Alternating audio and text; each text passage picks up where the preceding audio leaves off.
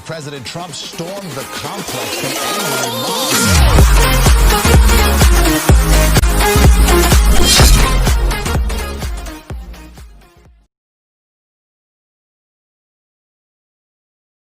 Tonight, the crisis at the Capitol. Supporters of President Trump stormed the complex. The angry mob burst through barricades and police while Congress was in session.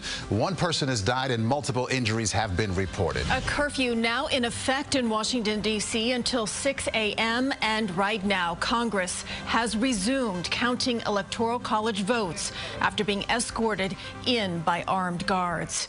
Good evening. I'm Christine Johnson. I'm Maurice Dubois. Right now, people are still on the streets of D.C. despite the curfew. Trump supporters are standing around with flags and signs. A row of officers in riot gear now in front of the Capitol. And it is a change from the violent clashes hours ago with rioters scaling walls, breaking and climbing through windows to get inside the Capitol.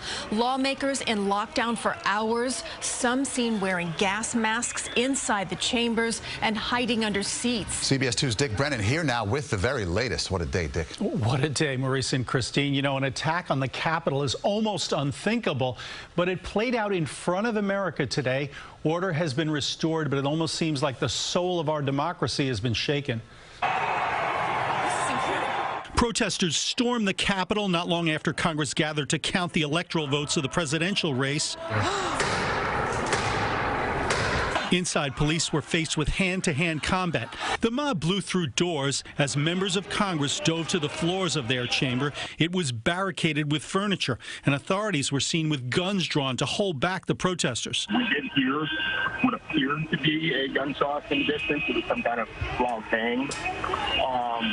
And there was just kind of general commotion. I think that, like, as soon as that door started getting knocked, everyone, the members, their staff, completed forward and, we're trying to get out there as soon as possible. New York Congressman Tom Suozzi was in the chamber. There were shots fired when I was getting ready to leave the chamber from up in the gallery that I heard outside the chamber, not in the chamber. One protester was shot, and she later died from her injuries. Get down!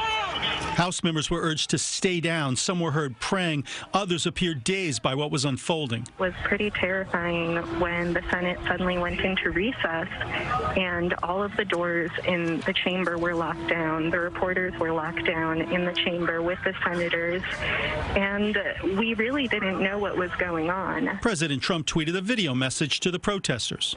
We had an election that was stolen from us, but you have to go home now. We have to have peace.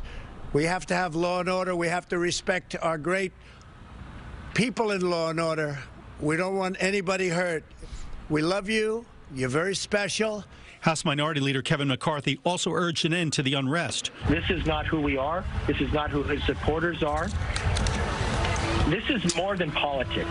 This is the foundation of this nation. This is the democracy that we are supposed to be the torch for the rest of the world. Earlier in the day, the president had urged supporters to march to the Capitol. It is up to Congress to confront this egregious assault on our democracy. And after this, we're going to walk down, and I'll be there with you. You'll never take back our country with weakness. You have to show strength, and you have to be strong. We have come to demand that Congress do the right thing. President-elect Joe Biden spoke out this afternoon. At their best, the words of a president can inspire. At their worst, they can incite. Now, the woman who was shot, as we said, later died. There were many injuries, and tonight, Governor Cuomo said he's sending 1,000 National Guard members to the D.C. area for 2 weeks to help ensure a peaceful transition of power. Maurice and Christine. All right, Dick, thank you. You never share your days or communicate. I guess I'm just a play date to you.